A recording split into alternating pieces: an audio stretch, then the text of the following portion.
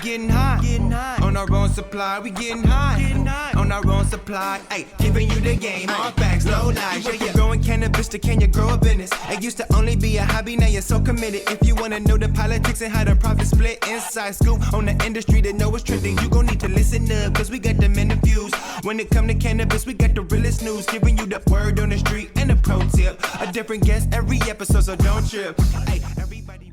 Welcome back to another episode of One Hitters, our new lo-fi series of our High on Our Own Supply podcast by Confident Cannabis, where we informally chat with friends in the cannabis industry about how they got here, get any pro tips they have for fellow operators, fun facts about what they do, and what trends they see with the word on the street. I'm Steve Albarran, and I'm co-founder and CEO of Confident Cannabis, the only business-to-business marketplace powered by lab data. Today, we're joined by Paul Roethle from Chemistry. Chemistry is one of my favorite premium full extract brands in California, and their products are available now to licensed operators on Confident Cannabis Wholesale. Welcome, Paul. Thanks, Steve. Pleasure to be with you. Yeah, thanks for coming on. So first, tell us a little bit about yourself, or maybe how you got started in the industry. Sure. I'll give just the short little bit, and I'm sure we'll dive into more of the details. But yeah, I'm Paul Roethle, co-founder and CEO of Chemistry. We are a full spectrum extract maker in Oakland.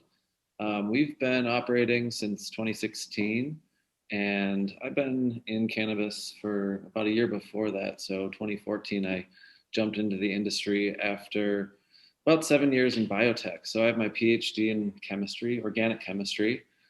So very deep into the science, and yeah, just really had an idea of doing something differently in the industry in terms of how we process, and leading us to some really interesting full spectrum extracts. And part of what chemistry is too is about our supply chain and who we source from and how we source. So that's really important to us. Like, we work with some amazing farms, most of them regenerative. So, from our extraction methods to our sourcing practices is really kind of what makes us. And yeah, it's really founded on that, scientific foundation, and the team that we built of other scientists and people just passionate about this plant. Yeah, that's fantastic. That's really not too different from how we got started in a way, in the sense that we saw early on when we started our company in 2015 that lab data is really important. And it's not just lab data is probably a wrong way to characterize it, but understanding the chemistry of the products, whether that's manufactured good or flower or whatever, understanding the cannabinoids, the terpenes, all of those things really matter. And, I think like you, and a lot of other connoisseurs in the industry, that bouquet that you get from the natural plant, that full spectrum bouquet, really can't be matched by anything else. And so getting that right is hard, but also really, really important. And there's a reason why chemistry is some of the best extract in the market today. Yeah, you hit it right on the head. I mean, we love data, just like you do, and we love geeking out about this plant. Like, if we could test every little thing we want to know about it, we would spend a lot of money on testing. But we do as much as we can to really understand the nuance of the plant, like what we do, how it affects that. It's really important for us to maintain that natural character of, like you said, the terpenes, the cannabinoids. So it's important for us to maintain the acids. A lot of our products feature THCA and CBDA, from our tinctures to our concentrates, which are THCA, which can be converted to THC, of course. Right. So yeah, all of that's been, foundation of what is important to us. And, it's like, I'll even just show a package, like when we list, it's all about the data. We show the cannabinoids, the terpenes. I don't know if that's very clear, but it's just, see on any of our packages, like where we source our flower from, first and foremost, that's where it starts. And then we just want to share as much info with the consumers so they understand their experience, especially the medicinal side.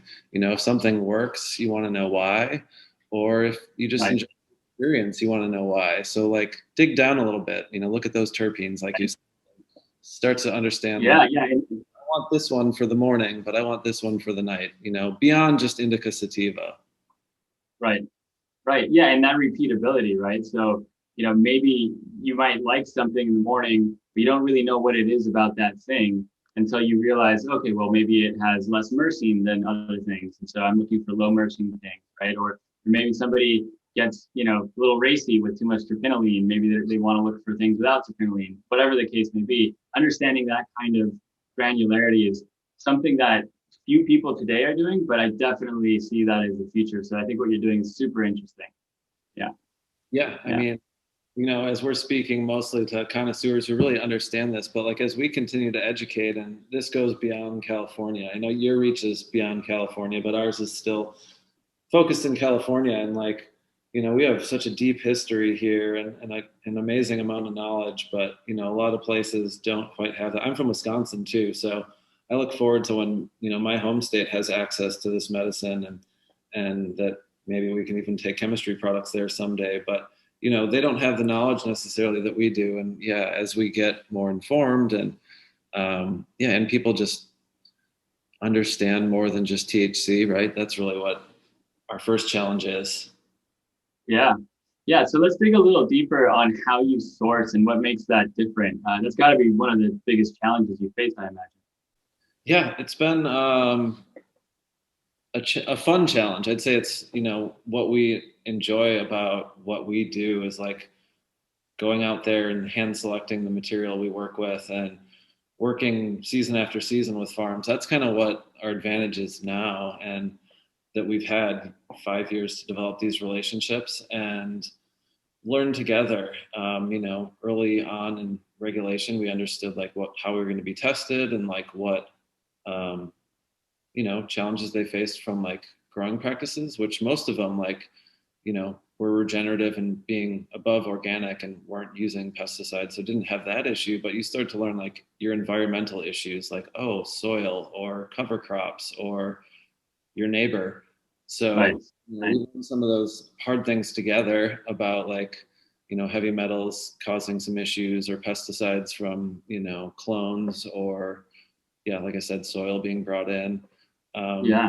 But now, having that is kind of our strong suit. Is like we work together on selecting genetics, we give feedback on yields and that kind of stuff. And also like, we can be in reality an outlet too. Is like if something doesn't go perfect for the flower form, so many products are manufactured now, so you need a high quality input. So it's like if it doesn't have that jar appeal, but it's going to create a great oil or extract, it can go into an edible or into a concentrate, or you name it, a beverage. So I think that's great. Like with our relationship there, we're there to help too, because like we work with mostly small farms, and so their batches are well aligned for us, where it's maybe 50 to 100 pounds of raw material at a time, and that becomes a challenge too. Like when we have that sourcing mentality of small batch craft farms, that like if we do want to do anything bigger,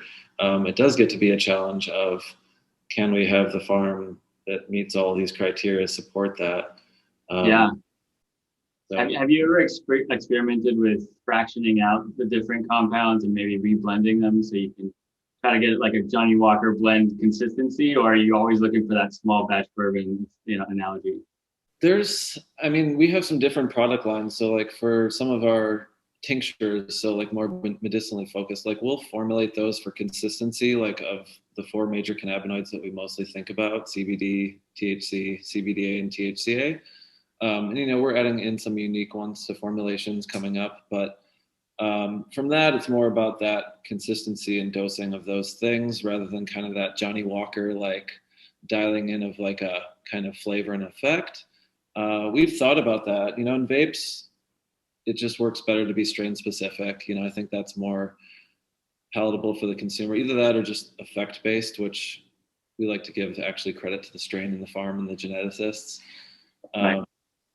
But yeah, I think there's some interesting opportunities for blending that you can get, either stability in products or unique effects. Yeah.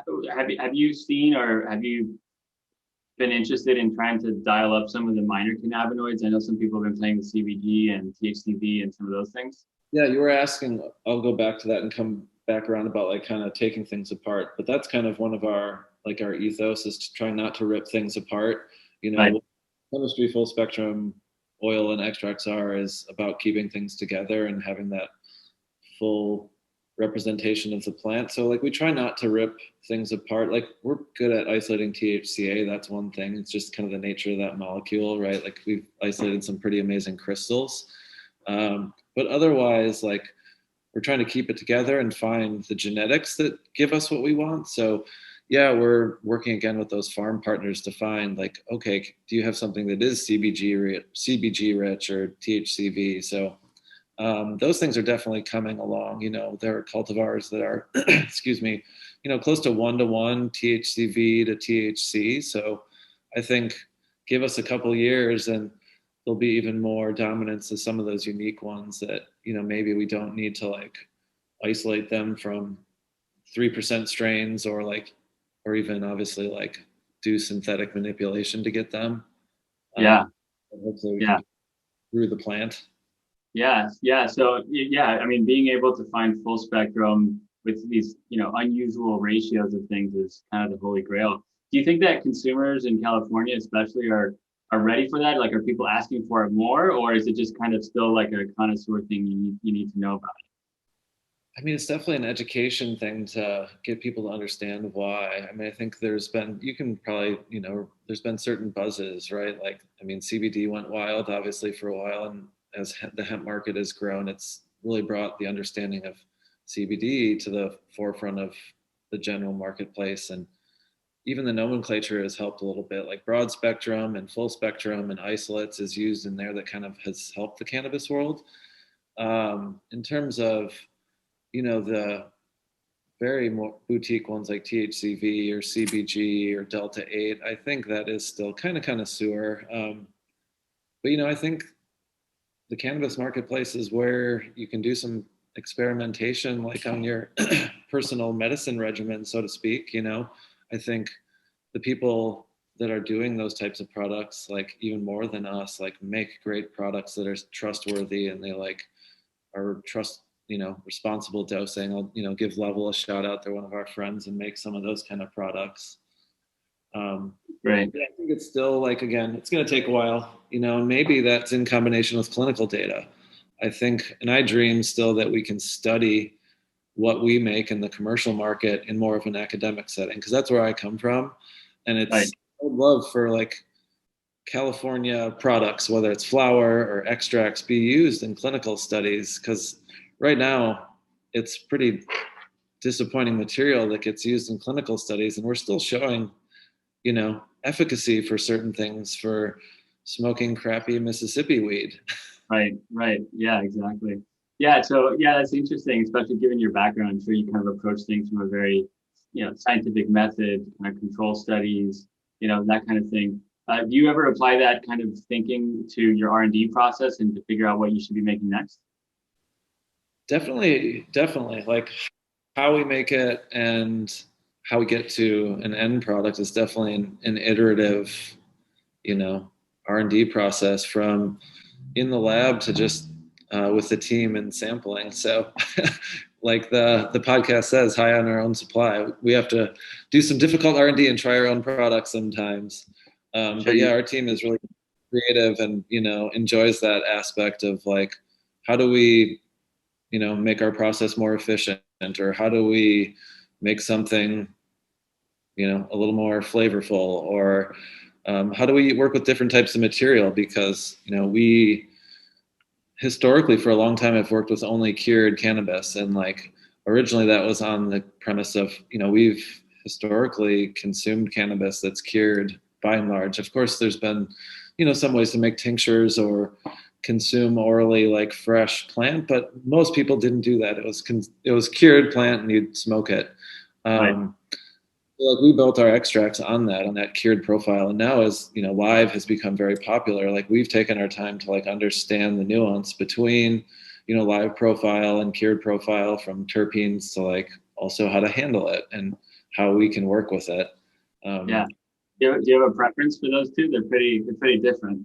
Yeah, no, I mean, I think it's again like kind of that nuance we talked about of like digging deeper as a consumer of, you know, what experience are you looking for, and you know, like it's like you said, it could be that terpene dominance, like, you know, terpinolene, like you said, are you going to get excited and racy and creative, or energetic or whatever adjective you want to use. And then, that's where I think a lot of live is just about those bright monoterpenes. So, and often can be dominated in some of the ones that seem more sativa leaning or energetic, where, I mean, sometimes they're myrcene, but we see a lot of them that they kind of lean almost sativa in their live profile. Right. Yeah. So the terpenes change quite a bit based on if it's live or pure, Exactly. right? Exactly. You lose some, you oxidize some. So it's been cool for us to learn that and get in that area too, because consumers do like it. Yeah, that's fun. That's fun. So switching gears a little bit, what's a story? You've been in the industry for 5 or so years, so I'm sure you've seen a lot. What's something crazy or exciting that's happened to you that's just kind of a war story you think would be fun to hear? I mean, I was reminiscing on a road trip down to LA about like our times in even 2018, but obviously before that, just like being able to drive product in the trunk and, have a friendly visit to a dispensary and, trade product for cash. And so sometimes I miss those old days and like even don't tell anyone having, my kids in the car while stopping at a dispensary. So those are kind of the funny stories of the old times. But, and, now though, like, I think it's just impressive where we've come, in our 3 years of regulated world and even longer in the medical system in California to like, from that like bag of product for cash transaction to, working on sophisticated platforms and transporting stuff efficiently and where everyone can see it. Like, it's impressive.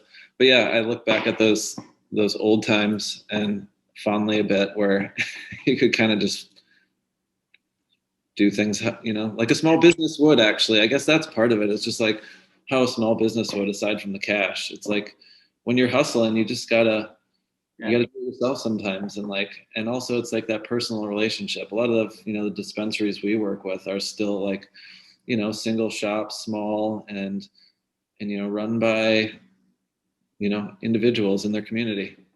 Right. Right. Yeah. Yeah. It's amazing how much things have changed. I remember when we started, somebody mentioned a phrase I can't forget. I'll never forget it. It's backpack brigade. And it's, people, send out the backpack brigade. And so people have, a couple pounds in their backpack and they just go door to door and they, have their printed COAs and say, here's my weed. It's good stuff. Pay me a high price. And then they go next door and maybe get an entirely different price. And that's just how people did business back then. In some ways, it's still done a little bit like that, but it's definitely come a long way. And kudos to everybody involved in the early days because they're the real hustlers that made it possible for all of us here. Yeah. Yeah, and beyond. I mean, we can't mention all of that without like all the terrible things that happened to those that were before us, and they'll be in prison for cannabis, which is terrible. Right. Why we keep moving though, and why the community is like everyone's. I feel no matter what you do in the supply chain, like everyone wants the change that we talk about, and I think is making it happen too. Like this industry, takes what we do seriously and like wants, a lot of the reefer madness of the old days to go away and let people see that like we're good community members, we're good businesses, like, and we employ way more people than a lot of industries that get a lot of talk and lobbying. Think about like coal. I say it a lot, but I think it's an important one just to like know how much potential there is in cannabis and how much opportunity there is for everybody. Yeah. Never thought about that, comparing the number of people working in the cannabis industry to the coal industry. But yeah, it definitely makes sense that there are probably more people in the cannabis industry these days. Yeah. Wow. I mean, pick your industry that you do or don't like, but like cannabis is getting up there, and as like our country rebounds from the pandemic, like I think there's even more opportunity in cannabis and legal cannabis. Yeah. So wrapping up here, what's one of the biggest problems that you currently see in the industry or the supply chain, and do you have any pro tips for other operators on how to overcome them?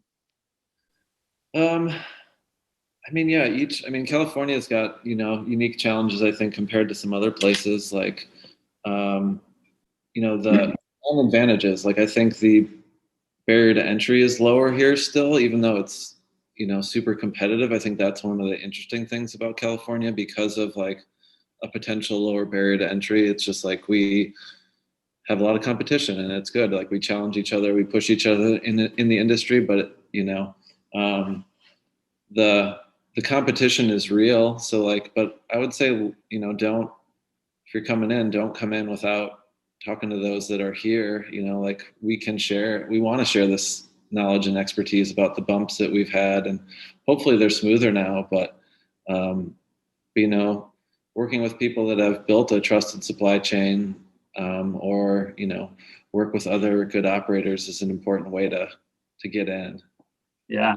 If a bright-eyed entrepreneur came to you today and said, you know, Paul, I'm thinking of starting a cannabis brand. What should I do? What categories? How should I go about doing? What would you tell them? I lost what you said. With if who came, just if a bright-eyed entrepreneur, like just a young person with a lot of big dreams and ambitions and not a lot of knowledge. I mean, there's a lot of ways you can come in. That's the interesting thing, from, you know, creative relationships to like trying to set up something that really does it all, you know, like the vertical integration that, you know, is effectively possible to, you know, owning what you're good at. Like, I'm going to create a product. I'm going to like contract out certain aspects, you know, because of the way we have it. There's distribution, there's testing. Like, we can't necessarily do it all, but you can try. What category? That's a tough one. I mean, I always just try to say is like, make sure you're doing something different. You know, we've been a contract manufacturer before and worked with people trying to like create products and, you know, diversify revenue streams. And if you're just saying like, oh, I see that person selling a lot of those and I want to do that, I would say, don't just copy that person. Like, what do you want to do that's better? What are you going to do that's differentiated? And like, I mean, I very much so appreciate like marketing and like how you present, and like, but it also has to be about product. You need the full package. Like, it can't just be like a sexy package. Right. Too. So that would be, I mean, it's kind of obvious advice, but I just make sure you have something to differentiate that's real, and something that you know, a principle too, which I think is important in this. Like, why are you making it? And what are you doing it for? Right. Is it solving a real problem, a real need? If, you know, the world doesn't need another X, right? If there's already 500 of them, right? Yeah. That's great. That's great advice.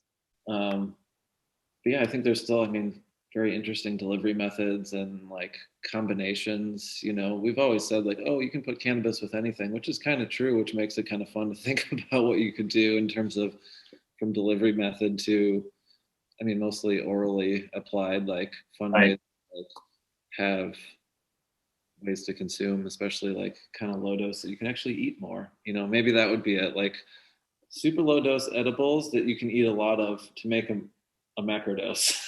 Yeah, that would be good. That would be good. Like, you know, some sort of like bag of popcorn thing that you just can eat and not worried about it. Because that's the thing about edibles. Everybody's worried, especially some of the newcomers to the category. They're, you know, they'll take half of a chocolate and then maybe that's too much for them. So yeah, nobody wants to be like slicing little bits of chocolate off. It'd be much better if you could just kind of enjoy the food. Yeah.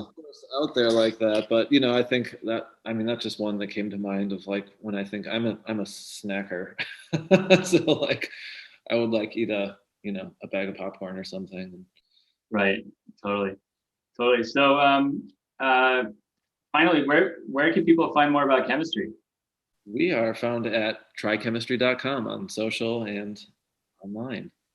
You can learn more about our full lineup of products, from tinctures to cartridges to pre-rolls. Now we just launched a collaborative line of pre-rolls called Project Fusion with our farms, and we have concentrates, and we do have a collaborative edible coming soon, so watch out for that.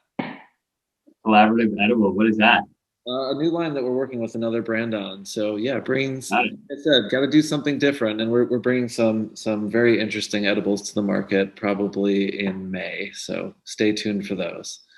Very exciting, very exciting. Yeah, and I have to thank you for the awesome silent disco party you threw at Meadowlands a couple years ago. after this pandemic, that event was just so memorable and so awesome. Are you going to go to the next one coming up? Oh, I hope so. That was a great time. I mean, Meadow puts on great events, and I hope they do it again, and I hope chemistry can be a part of it. And yeah, we can bring the party back to the woods. Yeah. I know we're all looking for it. Yeah, for those who didn't go, it's a cannabis industry event in the middle of the Mendocino forest. Just the best people, the best time, shooting bow and arrows at targets and silent discoing and yoga at sunset. You can't ask for a better weekend. So it was really cool to meet you there about 1.5 years ago. So thanks for doing that. Yeah, and I hope we can be back there this fall. Awesome. All right, well, thanks, Paul. This is an awesome conversation. Again, to all our listeners, I'm Steve from Confident Cannabis, and thanks for listening to One Hitters by High on Our Own Supply. And to learn more about Confident Cannabis, you can go to confidentcannabis.com or email us at podcast@confidentcannabis.com. If you like the show, tell a friend to subscribe to High on Our Own Supply. And we'll also be putting this on YouTube and all the other places where podcasts are found. Thanks a lot. Have a great day. When it come to cannabis, we got the realest news, giving you the word on the street and a pro tip. A different guest every episode, so don't trip. Hey, everybody worried about the ROI, just a little FYI. Better improve them KPIs, can't forget about compliance. It's a science, time to get it started, turn it up, sit back, silence. We getting high on our own supply, we getting high on our own supply, we getting high on our own supply. Hey, giving you the game, all facts, no lies. Getting high on our own supply, we getting high on our own supply, we getting high on our own supply. Ay, giving you the game, all facts, no lies. Yeah.